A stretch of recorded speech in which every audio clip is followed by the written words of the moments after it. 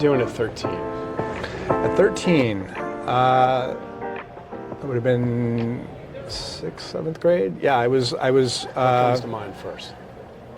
I was a musician at that point. Really? I was actually a very talented trumpet player in my youth. Mr. Chops, huh? I did, yeah. Nice. In fact, there was a time in my life where I actually wanted to go to Juilliard and study as a musician. Wow. And I was blessed to have some really good talent, and I was fortunate to have some great teachers as well, including my grandfather was my first teacher when I was a really little kid.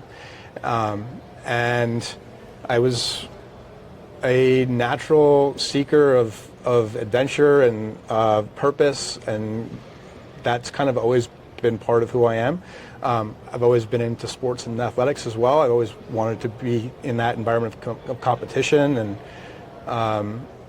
yeah, I mean, I think I was in many ways like a regular kid, quote unquote, but a pretty talented. But yeah, and I was player, huh? Yeah, I was, and I was able to be put in some different situations, and in particular, now that I think about it, it was around. This is the one I was fishing for. Okay, what's up? It was around that time that I think I might have been 13. It was 14, somewhere in that time frame. Yeah, that's the energy. But I actually performed a solo at a music camp called Starlight Camp. It's actually affiliated with the Salvation Army, and it was actually a piece that was written by Peter Graham, who was a Irish composer and affiliated with the Army, and the call was called "Shine as the Light." And I was, at the time, chosen. I auditioned and was selected to perform that solo as part of this debut piece, and it's recorded somewhere out there. And it was the idea of this the representation was to be a candle of expressing, for lack of a better term, God's love in the world. And then as that solo completed, the respective instruments came online and showed and illuminated that to all. I'm actually getting emotional as I'm telling the story, unexpectedly.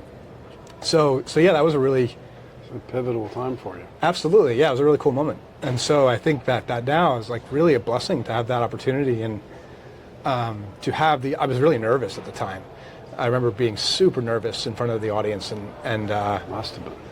Yeah. And how'd you feel when it was done, though? Proud, enthusiastic, excited, accomplished. Yeah, just like I did an important piece of work, and it's actually taken me probably 3 decades or more than that to really see that in full expression of what that was in that moment, which is this is a pretty profound moment, actually. So thank you for that. Yeah, I call them hotspots. And so that emotion, that comes up is sometimes the less rational, the more powerful. Yeah. And just these moments that are gifts in our lives that just help us it feels to me like they infuse us with messages of who we are and on this planet. Yeah. And so thank you, Derek, for sharing that, man.